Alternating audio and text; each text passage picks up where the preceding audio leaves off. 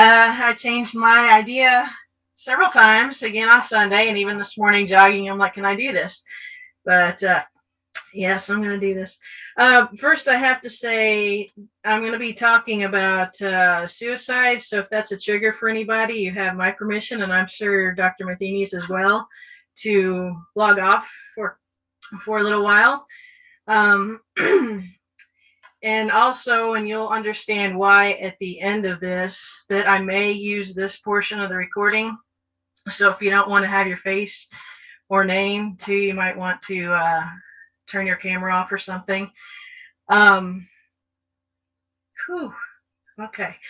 So I'm a storyteller. That's kind of what I do. And my original plan was to write a story.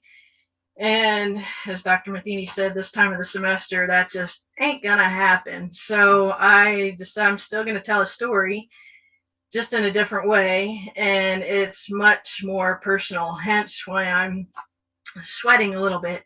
So I'm going to start with the video, and hopefully it works. It's part of a sermon that I did Memorial Day weekend of last year.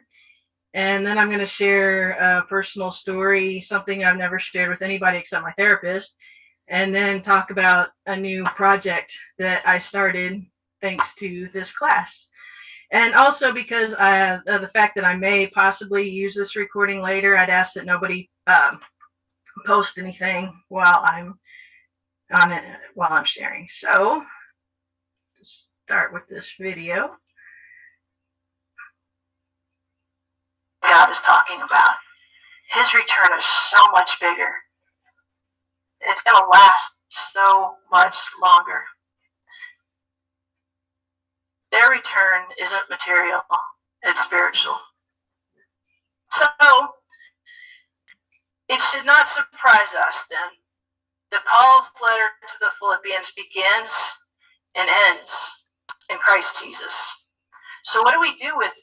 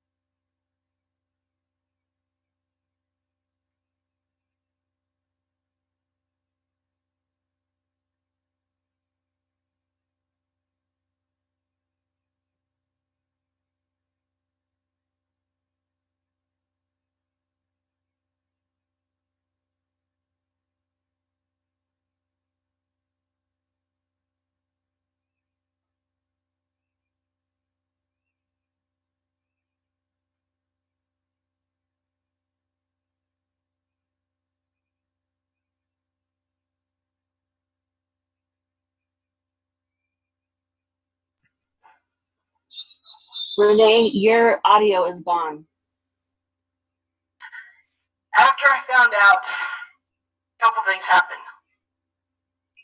I was taking a summer class, and I immediately texted my professor, said I quit the class. I was dropping the class. I work as a hospital chaplain, as I've said, and I sent an email to my managers and said I need a leave of absence. I called and left a message for Pastor Matt, and I sent an email saying I was taking a leave of absence from the church. In my head, I didn't know if I'd ever come back. I had no plans to ever return to school or return to my job as a chaplain. I thought, how in the world could I be an effective chaplain when I hurt so much? Maybe that's exactly why. That same night, and for those of you that don't know much about Nazarenes technically aren't supposed to drink. People do, I know. But as a pastor, and I hadn't been ordained yet, pastors do not drink. And 99.9% of the time, that's easy for me. Drinking has never been my thing. I got drunk once when I was 20, got so sick, and I swore I would never do that again, and I didn't. I'm a control freak, and drinking would leave me out of control. So this rule of the Nazarene Church not to drink is easy. But it wasn't that night. I live with my dad, and he's got alcohol in the house. He's not a Nazarene, and there's this bottle of Crown Royal that's probably been in our house for years. As long as I've lived there, it's been there. I hurt so bad, and all I could think about was making that pain go away. So I went to the kitchen, I grabbed a shot glass, and I grabbed my dad's bottle. And it did occur to me, I don't know if I would have drank in that circumstance, if that would have affected me being ordained. I don't know. I didn't ask and I didn't care. That part of my life, as far as I was concerned, is over. All I could think about was making that pain stop. So on the edge of that cliff, in that very moment, God intervened. Just as my hand was on the lid of that bottle, just about to twist, my phone rings. There's somebody in this church who called to check in on me. I told her the truth. So I'm about to have a drink. I need to get rid of this pain. You know what she told me? She said, Renee, do you really want to give power to the very thing that destroyed your marriage and took your ex's life? I didn't take that drink. Then or after. For whatever reason, I called another friend, and it had to be a God thing why I called this person. I don't know. Other than, she was a friend, but I'm kind of keep it to myself kind of person. So the reason why I called is, I can explain it only in that it was God. And she asked if I was okay. I said, I'll be fine. My mom's coming here tomorrow. I'll be okay. She's like, no, you won't. Her son just graduated that day. She had to be at work early in the morning. It was already about 10 o'clock at night. She lives an hour away. She came to spend that night with me, to make sure I didn't step off that cliff. And the days following, Pastor Matt reached out. He gave me the space I needed. He was very understanding, and the entire church staff, people that knew, they were there for me. My professor, he called me. He said, Renee, don't quit. He said, you've got too much time and money invested. Take the time you need. We'll get this class worked out. My bosses gave me a 6 weeks leave of absence with the condition that I could come back early or take longer if needed. I had all the support I need. Jesus Prince, yes, all over me. As I'm coming upon the 1-year anniversary of Brad's death, I think about that day a lot. And I think, what would have happened if nobody had intervened and I'd stepped off that cliff? Where would I be now? Would y'all even remember my name? Or would I just be that pastor that fell from grace, that I'm the warning story or the one people gossip about? What would have happened to me? Well, like I said, I never did take that drink. I just completed my second year of seminary. I've recently been ordained, and I'm still working as a hospital chaplain, and I am thriving in that role.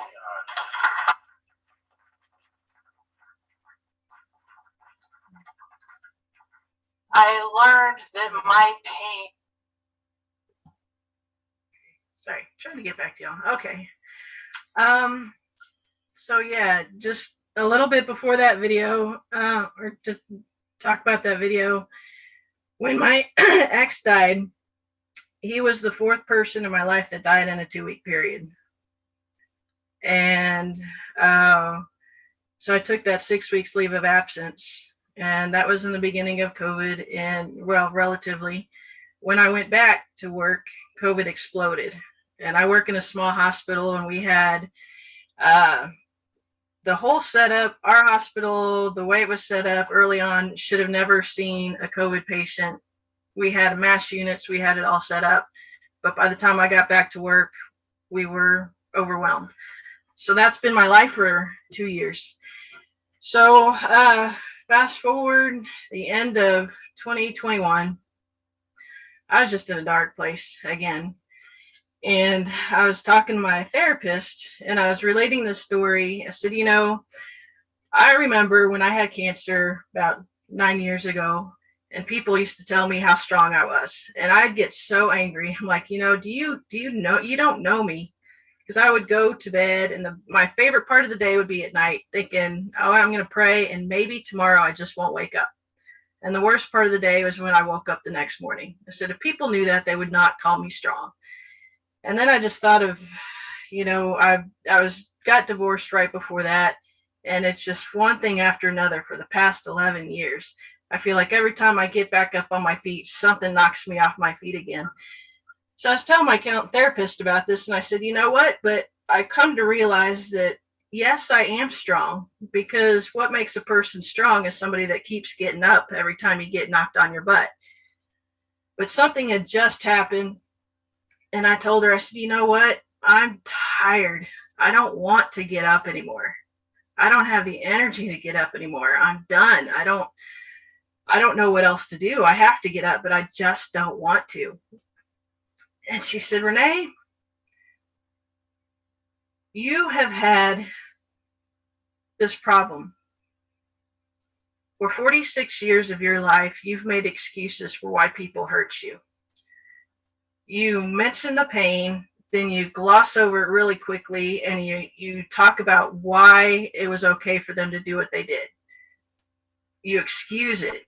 And she said, it doesn't matter whether it was a good excuse or not. Maybe they had every legitimate reason in the world to do what they did, but it does not diminish the fact that they hurt you. And until you're willing to sit in that pain, you are never going to get better. You are never going to heal. And so she gave me this challenge. She said, Renee, the next time you feel that pain coming on, and you do what you normally do, which is you go, but, and then you start excusing it. Stop at that but and sit in the pain. Okay. Happened very soon after that. I was standing in my bathroom, just staring in the mirror. And again, thinking about cancer. I think it's about the 9-year anniversary since my cancer treatment. That's why I was on my mind. And I was just looking at myself and thinking of all the changes that have taken place physically. My hair's not as thick and beautiful as it was. I'm more pale because I can't be in the sun. I got hypothyroid, so I gained 30 pounds. And just, the weight of that. And then the other thing that just had knocked me off my feet And I just stared at the mirror and I felt my knees give way. And I was like, God, I can't do this. I just don't want to do it anymore. And I just heard my therapist's voice. It's like, stay in the pain. And everything just felt so overwhelming. I don't know why, but I went and I laid down in the bathtub. No water, fully clothed, but I just laid in the bathtub, and that felt good. It was like a big hard blanket around me, and I felt safe in there. But then I started getting overwhelmed with all these emotions, and every time I felt that butt coming on, I would stick with that emotion, and all this stuff came, and it was like I was falling into this black hole, this abyss. And I've never been truly suicidal. There's two things I always believed about suicide.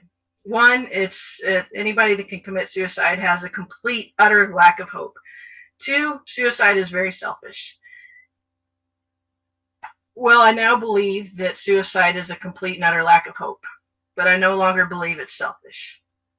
I came as close as I've ever come in that moment, because as that pain was swirling around me, it was like all I could see was this narrowing black hole that I was going into. I couldn't see or think about anybody else. It was just me and this abysmal black hole that was sucking me in.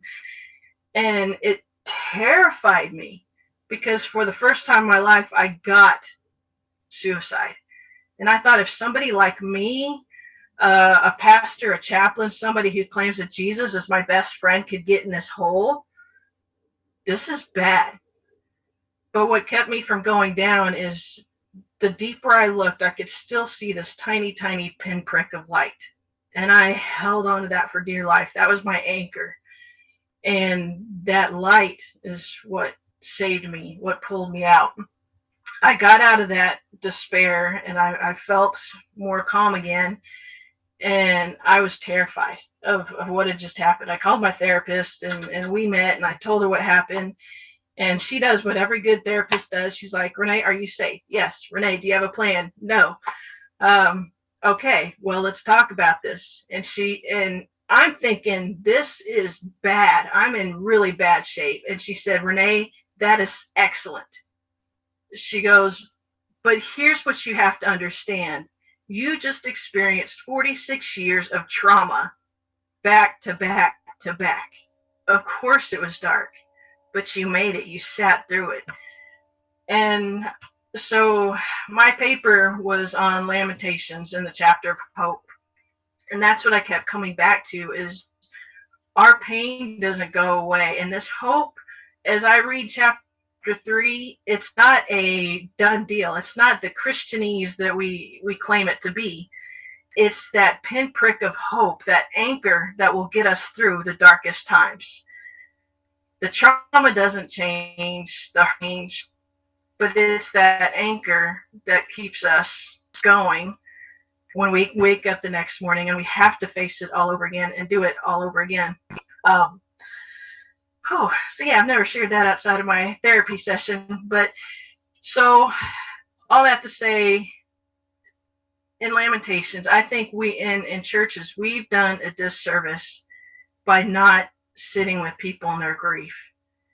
I know if somebody were to walk up to me in my worst days and say, oh, just pray about it, God's got you, tomorrow will be a better day, you know what, you're not the person I'm going to talk to. I don't want to deal with you because you just don't get it, or you just don't care, one or the other. But either way, I don't have room for you. So to wind up here, the reason I changed my topic is, a couple weeks ago, we were at a women's conference, and Joe Saxton was one of the speakers, and she was talking about all the shoulds in our life. And she said, stop shoulding and start doing. Well, I've had this plan of something I've wanted to do for a long time, and I kept putting it off. I'm like, well, God, if you really want me to do it, just kind of nudge me. And so I felt like that was a little nudge. But then I'm like, really? I don't know about this. And then Sunday, and my pastor, he was talking about that. He said, okay, we pray about things all the time. And I'm not discounting prayer. Prayer is wonderful. Prayer is important. but we come to a point where we need to get off our knees and just act. And I'm just like, God, really? Okay. So while I was at this conference, I started building this new site, and it went live as of 9 o'clock this morning. And I want to share it with you if I can. Do I have it up?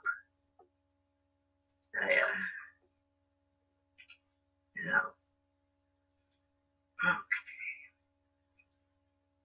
Okay. So I have a Instagram page called Tra Perspective, TRA, for, that's my initials, Perspective. So this is my new blog site. And basically it's a place where we could talk about our pain in a creative way. And I've written 2 books, and my books are on here free for anybody to read.